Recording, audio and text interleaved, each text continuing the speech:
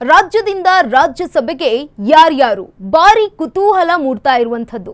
ರಾಜ್ಯಸಭೆ, ವಿಧಾನಸಭೆ, ವಿಧಾನ ಪರಿಷತ್ ಚುನಾವಣೆಗೆ ಈಗ ದಿನಗಣನೆ ಆರಂಭ ಆಗಿರುವಂತದ್ದು. ಜೂನ್ ಮೊದಲ ವಾರ ರಾಜ್ಯಸಭೆಯ 4 ಸ್ಥಾನಕ್ಕೆ ಚುನಾವಣೆ ನಡೆಯಲಿದೆ. ಮುಂದಿನ ವಾರವೇ ರಾಜ್ಯಸಭೆ ಎಲೆಕ್ಷನ್ ನೋಟಿಫಿಕೇಶನ್. ಜೂನ್ 25ಕ್ಕೆ ರಾಜ್ಯಸಭೆಯ 4 ಸ್ಥಾನಗಳು ತೆರವಾಗುತ್ತೆ. ಖರ್ಗೆ, ಎಚ್.ಡಿ. ದೇವೇಗೌಡ ರಾಜ್ಯಸಭಾ ಅವಧಿ ಮುಕ್ತಾಯ ಆಗಲಿದೆ. ಬಿಜೆಪಿಯ ಈರಣ್ಣ ಕಡಾಡಿ, ಕೆ. ನಾರಾಯಣ್ ಅವರ ಅವಧಿಯೂ ಕೂಡ ಅಂತ್ಯ ಆಗುತ್ತೆ. 4 ರಾಜ್ಯಸಭಾ ಸ್ಥಾನಗಳಿಗೆ ಜೂನ್ ಮೊದಲ ವಾರ ಚುನಾವಣೆ ಆಗುತ್ತಾ? ರಾಜ್ಯದಿಂದ ತೆರವಾಗುವ 4 ಸ್ಥಾನಕ್ಕೆ ಯಾರ್ಯಾರು ಆಯ್ಕೆ ಆಗ್ತಾರೆ? ಕಾಂಗ್ರೆಸ್ಗೆ 3, ಬಿಜೆಪಿ ಜೆಡಿಎಸ್ಗೆ 1 ಸ್ಥಾನ ಸಿಗುತ್ತೆ. ಯಾರನ್ನ ಆಯ್ಕೆ ಮಾಡ್ತಾರೆ? ರಾಜ್ಯಸಭೆಗೆ ಕಳುಹಿಸಲಿದೆ ಬಿಜೆಪಿ ಹಾಗೆ ಎನ್ಡಿಎ ಒಕ್ಕೂಟ. ರಾಜ್ಯದಿಂದ ರಾಜ್ಯಸಭೆಗೆ ಯಾರ್ಯಾರು ಆಯ್ಕೆ ಆಗ್ತಾರೆ? ಭಾರಿ ಕುತೂಹಲವನ್ನ ಮೂಡಿಸ್ತಾ ಇರುವಂತದ್ದು. ರಾಜ್ಯಸಭೆ, ವಿಧಾನ ಪರಿಷತ್ ಚುನಾವಣೆಗೆ ಇದೀಗ ದಿನಗಣನೆ ಶುರುವಾಗಿರುವಂತದ್ದು. ಜೂನ್ ಮೊದಲ ವಾರ ರಾಜ್ಯಸಭೆಯ 4 ಸ್ಥಾನಕ್ಕೆ ಚುನಾವಣೆ ನಡೆಯಲಿದೆ. ಮುಂದಿನ ವಾರವೇ ರಾಜ್ಯಸಭೆಗೆ ಒಂದು ಚುನಾವಣೆ ನಡೀಬಹುದು ಅನ್ನುವಂತಹ ಮಾಹಿತಿಗಳು ಲಭ್ಯವಾಗ್ತಾ ಇರುವಂತದ್ದು. ಖರ್ಗೆ ಜೊತೆಗೆ ಎಚ್.ಡಿ. ದೇವೇಗೌಡರ ರಾಜ್ಯಸಭೆಯ ಅವಧಿ ಮುಕ್ತಾಯ ಆಗುತ್ತೆ. ಬಿಜೆಪಿಯ ಈರಣ್ಣ ಕಡಾಡಿ ಹಾಗೆ ನಾರಾಯಣ್ ಅವರ ಅವಧಿಯೂ ಕೂಡ ಅಂತ್ಯ ಆಗಲಿದೆ.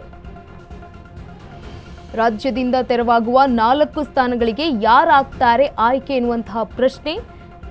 ಕಾಂಗ್ರೆಸ್ಗೆ 3, ಬಿಜೆಪಿ ಜೆಡಿಎಸ್ಗೆ 1 ಸ್ಥಾನ ಸಿಗುತ್ತೆ ಅಂತ ಹೇಳಲಾಗ್ತಾ ಇದ್ದು, ಯಾರ್ಯಾರನ್ನ ರಾಜ್ಯಸಭೆಗೆ ಕಳುಹಿಸಲಿದೆ ಕಾಂಗ್ರೆಸ್ ಹಾಗೆ ಎನ್ಡಿಎ ಒಕ್ಕೂಟ ಅನ್ನುವಂಥದ್ದು ಗಮನಿಸಿರಬೇಕಾದಂತಹ ಅಂಶಗಳಾಗಿದೆ.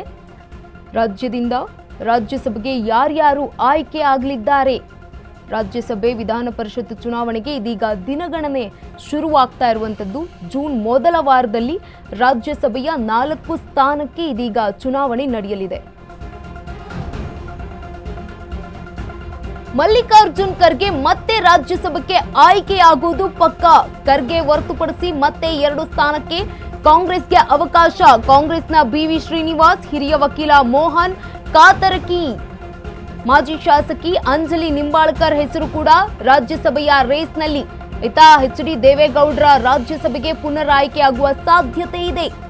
ಎಚ್.ಡಿ. ದೇವೇಗೌಡರ ಪುನರ್ ಆಯ್ಕೆಗೆ ಪ್ರಧಾನಿ ಮೋದಿ ಅವರು ಈಗ ಒಲವನ್ನ ತೋರಿಸಿದ್ದಾರೆ. ಡಿ.ವಿ.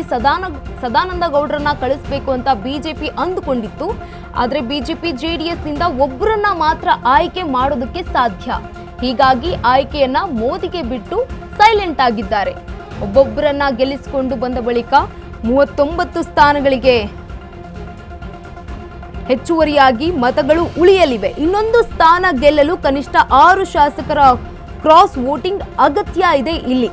ಹೀಗಾಗಿ ರಿಸ್ಕ್ ತೆಗೆದುಕೊಂಡು 2ನೇ ಅಭ್ಯರ್ಥಿ ಹಾಕುತ್ತಾ ಬಿಜೆಪಿ ಜೆಡಿಎಸ್ ಕಾದು ನೋಡಬೇಕು.